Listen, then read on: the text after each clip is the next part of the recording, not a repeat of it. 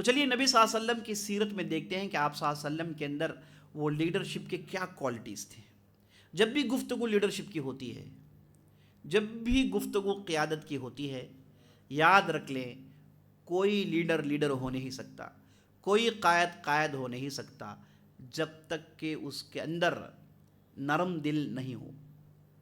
Leader نرم دل ہونا چاہیے، عفو درگزری ہو، لوگوں کو معاف کریں۔ اور آپ صلی اللہ علیہ وسلم کی شخصیت میں مورخین نے تحقیق کیا کیسے ان سے یہ ہو پایا کہ انہوں نے مختلف قبائل کو جوڑا۔ ایسے قبائل جو آپس میں 100 سال لڑ رہے تھے، اوس و خزرج کی لڑائیاں 100 سال کی تھیں۔ کتنے سال کی تھی؟ 100 سال کی لڑائیاں تھیں۔ کیا لڑائی کیا ہے؟ بھائی میرا قبیلہ بڑا ہے، تمہارا قبیلہ چھوٹا ہے، بس میں فخر کروں گا میرے بڑے بڑے ہیں، تمہارے بڑے پورے چھوٹے ہیں، یہی لڑائی ہے۔ اور انہوں نے 100 سال لڑایا لڑی۔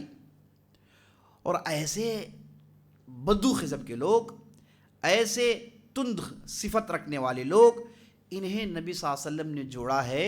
تو عزیز ساتھیوں یاد رکھ لینا، آپ صلی اللہ علیہ وسلم کے اندر جہاں لیڈرشپ کی ڈھیر ساری خوبیاں تھیں، وہاں پر یہ رحم دل، عفو و درگزری، معاف کرنے کا مادہ بہت زیادہ تھا۔ اسی لیے ہم نبی صلی اللہ علیہ وسلم کو کسی سے ریونج لیتے ہوئے نہیں دیکھا۔ آپ صلی اللہ علیہ وسلم نے کبھی بھی اپنی ذات سے ریونج نہیں لیا ہے۔ یہ ایک لیڈر کے اندر بہت بہت ضروری چیز ہے۔ جو آدمی لوگوں سے ریونج لیتا ہے، لوگوں سے بدلہ لیتا ہے اپنی ذات کے لیے، آپ نے مجھے گالی دی، میں تمہیں ضرور گالی دوں گا، آپ نے مجھے نقصان پہنچایا، میں تمہیں ضرور نقصان پہنچاؤں گا، یہ سوچ رکھنے والا یاد رکھ لیں لیڈر بن نہیں سکتا۔ یہ لیڈرشپ کی کوالٹی میں سب سے بڑا آپ کا یہ چھید ہے جس سے لیڈرشپ کا وہ پیالہ ٹک نہیں سکتا۔ اور آپ صلی اللہ علیہ وسلم نے کبھی بھی، آپ پوری سیرت پڑھ لیجیے، آپ کبھی بھی آپ صلی اللہ علیہ وسلم نے اپنے ذات کے لیے کسی سے بدلہ نہیں لیا۔ آپ صلی اللہ علیہ وسلم کا آخری زمانہ ہے، محمد رسول اللہ صلی اللہ علیہ وسلم آخری زمانے میں پہنچ گئے، اور آپ صلی اللہ علیہ وسلم نے ممبر میں بیٹھ کے اعلان کیا، اے لوگو، اگر کسی کو میں نے میرے ذات کے لیے نقصان پہنچایا ہو، اگر کسی کو میں نے میرے ذات کے لیے نقصان پہنچایا ہو، وہ اب مجھ سے بدلہ لے سکتا ہے۔ میں دروازے کھولتا ہوں، وہ آگے آئے اور کہیں کہ آپ نے میرے ساتھ ناانصافی کی، آپ نے مجھ پر ظلم کیا، آپ نے مجھے مارا پیٹا، فلاں فلاں آپ نے کی، میں اس کا بدلہ لینا چاہتا ہوں۔ اے لوگوں، دروازے کھلیں، جو چاہے آگے بڑھے اور بدلہ لے لیں۔ نبی صلی اللہ علیہ وسلم کے اصحاب کون ہو سکتا ہے جو نبی صلی اللہ علیہ وسلم سے بدلہ لینے کی بھی سوچ بھی سکتا ہے؟ اتنے میں ایک صحابی باہر نکلے، انہوں نے کہا یا رسول اللہ میرا ایک بدلہ باقی ہے۔ نبی صلی اللہ علیہ وسلم نے کہا کہ چلو لے لو تمہارا بدلہ۔ تو صحابی نے کہا یا رسول اللہ، ایک مرتبہ آپ صف بندی کر رہے تھے لڑائی کے میدان میں، تو میں صف سے تھوڑا باہر نکل گیا، آپ کے ہاتھ میں ایک تیر تھی، آپ نے اس تیر کو میرے پیٹ میں دبو کے مجھے پیچھے ڈھکلا، جس سے مجھے نقصان ہوا، مجھے درد ہوا، یا رسول اللہ میں اس درد کا بدلہ لینا چاہتا ہوں۔ تو نبی صلی اللہ علیہ وسلم نے فوراً اپنے کپڑے کو ہٹایا، کہا کہ چلو بدلہ لے لو، کیونکہ اس وقت ان کے جسم میں کپڑا نہیں تھا۔ تو نبی صلی اللہ علیہ وسلم نے کپڑا ہٹایا، کہا کہ اب مجھ سے بدلہ لے لو۔ اتنے میں وہ صحابی آگے بڑھتے ہیں، صحابہ دیکھ رہے ہیں کہ یہ صاحب کو ہو کیا گیا ہے، بدلہ لیں گے محمد رسول اللہ صلی اللہ علیہ وسلم سے، لیکن وہ صحابی کچھ اور ہی سوچ رہے تھے۔ آگے بڑے، نبی صلی اللہ علیہ وسلم سے چمٹ گئے اور دھاڑے مار کے رونے لگے۔ تو نبی صلی اللہ علیہ وسلم نے کہا کہ بھائی آپ کو کیا ہو گیا، آپ نے ایسا کام کیوں کیا؟ تو صحابی نے کہا یا رسول اللہ، ایسے محسوس ہو رہا ہے کہ یہ آپ کے آخری ایام ہیں، چونکہ آپ بار بار یہ کہہ رہے ہیں کہ آئندہ سال میں ہوں گا یا نہیں ہوں گا پتہ نہیں، آئندہ سال نہیں ہونے کے امکانات ہیں، بار بار نبی صلی اللہ علیہ وسلم یہ دہراتے تھے۔ تو بعض جو بزرگ صحابہ ہیں وہ پہچان گئے کہ نبی صلی اللہ علیہ وسلم اپنے آخری دنوں میں ہیں۔ تو یہ صحابی نے بھی بھانپ لیا تھا، کہتے ہیں یا رسول اللہ میں نے بھانپ لیا کہ یہ آپ کے آخری ایام ہیں، تو میں نے چاہا کہ میری چمڑی آپ کی چمڑی سے لگ جائے، اور مجھے یقین ہے کہ جس چمڑی کو آپ کی چمڑی نے چھو لیا ہے اس چمڑی کو جہنم کی آگ نہیں چھوئے گی، اس چمڑی کو جہنم کی آگ نہیں چھوئے گی۔ اللہ اکبر! یہ تھے صحابہ، اور آپ صلی اللہ علیہ وسلم نے اپنی ذات کے لیے کبھی بدلہ نہیں لیا، بلکہ لوگوں کو معاف کیا ہے، خوب معاف کیا ہے۔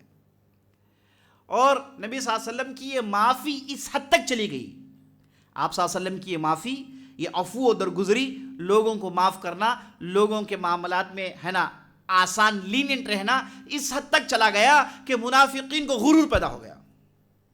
کس حد تک چلا گیا ہے نا؟ جب اچھا آدمی اچھا بنتا ہے تو اسے فائدہ کون لوٹتے ہیں؟ برے لوگ اس کی اچھائی سے فائدہ لوٹتے ہیں۔ انہیں تو جگہ مل جاتی ہے کہ اچھا آدمی ہے، یہ نہیں کرے گا، وہ نہیں کرے گا، یہ مارے گا نہیں، پیٹے گا نہیں، ان کے لیے تو جب بیک گراؤنڈ بن جاتا ہے تو آگے چل کے اس کے اچھائی کا بھرپور برا فائدہ اٹھاتے ہیں، ہے کہ نہیں؟ تو منافقین نے نبی صلی اللہ علیہ وسلم کی ذات سے، ان کی نرمی سے اس حد تک انہوں نے فائدہ اٹھایا کہ غرور تک پہنچ گئے، اور کچھ بھی کہہ سکتے تھے نبی صلی اللہ علیہ وسلم کے بارے میں۔ اور نبی صلی اللہ علیہ وسلم نے ہمیشہ معاف کیا، ہمیشہ معاف کیا، ہمیشہ معاف کیا۔ ایک منافقین کا سردار تھا جس کا نام تھا عبداللہ بن ابی بن سلول، جسے رأس المنافقین کہتے تھے، منافقین کا سردار کہتے تھے، ہے نا، مشہور تھی اس کی منافقت۔ اور جب وہ وفات پایا، یہ وہ آدمی ہے جس کی وجہ سے احزاب کی لڑائی کی آگ لگی، یہ وہ صاحب ہیں جنہوں نے احد کے لڑائی میں جب 1000 کی تعداد صحابہ کی جا رہی تھی تو اس میں سے 300 لوگوں کو کاٹ کے الگ لے گیا، 1000 کی تعداد کو 700 کی تعداد میں بدل دیا، 300 لوگوں کو لے گیا، اپنے قبائل کے لوگوں کو۔ یہ وہ صاحب تھے جو عین موقع پر انہوں نے خنجر کھوپا پیٹ میں، آستین کا سانپ آدمی تھا، لیکن نبی صلی اللہ علیہ وسلم کی اتنی رحم دلی، اتنی رحم دلی، اتنی نرم دل، اتنا نرم مزاج کہ آپ صلی اللہ علیہ وسلم اس کی وفات میں نہ کہ صرف آگے تو بڑی بات تھی نا، آ بھی گئے، بڑی بات تھی، نہ کہ صرف آئے بلکہ نماز پڑھانے کے لیے آگے بڑھ گئے۔ ارے بھائی اس سے آگے بڑھ گئے، انہیں کفنانے کے لیے اپنا جبہ مبارک نکال کے دے دیا۔ عمر بن خطاب کو رہا نہیں گیا، وہ کود کر آئے، کہا یا رسول اللہ یہ کیا کر رہے ہیں آپ؟ کہا کہ یہ نہیں کر سکتے آپ کا کپڑا جسے اسے کفنایا جائے اسے سزا کہاں سے ملے گی، ہے نا؟ اس کے جو کرتوت ہے، اس نے جو منافقت دکھائی، اس کے لیے تو اسے سزا ملنی چاہیے، اتنا بڑا ظالم ہے، اور آپ اپنا کپڑا دے رہے ہیں، تو ہمیں ڈر اس بات کا ہے کہ کہیں یہ آگ سے تو نہ بچ جائیں۔ لیکن نبی صلی اللہ علیہ وسلم نے عمر بن خطاب سے کہا کہ عمر ہٹو، نہیں ہم ایسا نہیں کر سکتے۔ اتنی نرمی کہ ان کے کپڑوں میں دفنایا گیا، اور نبی صلی اللہ علیہ وسلم نماز پڑھی۔ منافقین کا سردار جس نے الگ مسجد بنائی، مجاہدین میں تفرقہ ڈالا، لڑائی کے آگے لگائی مختلف موقعوں پر، اور جب بھی موقع ملتا گالی دیتا۔ نبی صلی اللہ علیہ وسلم کے ازواج مطہرات پر اس نے کتنے مرتبہ کیچڑ اچھالے، لیکن نبی صلی اللہ علیہ وسلم اتنے نرم دل آدمی تھے۔ لقد جاءکم رسول من انفسکم عزیز علیہ ما عنتم حریص علیکم بالمؤمنین رؤوف الرحیم۔ اللہ اکبر، اللہ خود کہتا ہے کہ ایک ایسا رسول آیا ہے، اسے تکلیف ہوتی ہے اگر آپ کو تکلیف آئے تو، اسے پریشانی لاحق ہوتی ہے اگر تم دقت جھیلے تو، اور وہ مومنین کے ساتھ انتہا کو پہنچا ہوا ہے، نرمی کے اعتبار سے، رحمت کے اعتبار سے۔ یہ اللہ کی تعریف ہے نبی صلی اللہ علیہ وسلم کو لے کر۔ آپ صلی اللہ علیہ وسلم نے اس منافقین ایسا معاملہ کیا، راس المنافقین کے ساتھ یہ معاملہ تھا، لیکن اللہ سبحانہ و تعالیٰ انصاف پسند ہے۔ اللہ نے قرآن میں آیت نازل کی، ان تستغفر لهم 70 مرہ لن یغفر اللہ لهم۔ اے نبی صلی اللہ علیہ وسلم، سواء استغفرت لهم او لا تستغفر لهم وان استغفرتهم 70 مرہ لا يستغفر اللہ لهم لا يغفر اللہ لهم۔ کہتے ہیں کہ اے اللہ کہتا ہے قرآن کے اندر، اے نبی صلی اللہ علیہ وسلم آپ استغفار کریے نہ کریے، معافی مانگیے نہیں مانگے، اگر آپ نے 70 مرتبہ بھی معافی مانگی، ہم ان ظالموں کو معاف کرنے والے نہیں ہیں، ہم ان ظالموں کو معاف کرنے والے نہیں ہیں۔ تو محمد رسول اللہ نے کہا اگر مجھے معلوم ہوتا 71 مرتبہ 71 ٹائمز اگر معافی مانگے تو معافی قبول ہوگی تو ہم معافی مانگتے۔ محمد رسول اللہ صلی اللہ علیہ وسلم، کوئی لیڈر بن نہیں سکتا اس کے اندر رحم دل نہ ہو۔ مکے میں داخل ہوئے 10,000 کی تعداد کے ساتھ، مضبوط لوگوں کے ساتھ۔ اس بار بدر والا وہ ماحول نہیں کہ کوئی اسلحہ نہیں، ننگے پر آ گئے، وہ ماحول ہے ہی نہیں۔ اس بار تو پوری اسلحہ ہے، پوری تیاری ہے۔ جب اسلحہ نہیں تھے تو کوئی مقابلہ نہیں کر پایا، اب تو پورے اسلحہ، پورے گھوڑے، پورے اونٹ، پورا جماوڑا جمع ہے، پیس کے رکھ سکتے ہیں مکے والوں کو۔ داخل ہوئے مکے میں اور کہا لا تثریب علیکم اليوم، آج ہم آپ کو وہ کچھ کہیں گے جو یوسف نے اپنے بھائیوں سے کہا۔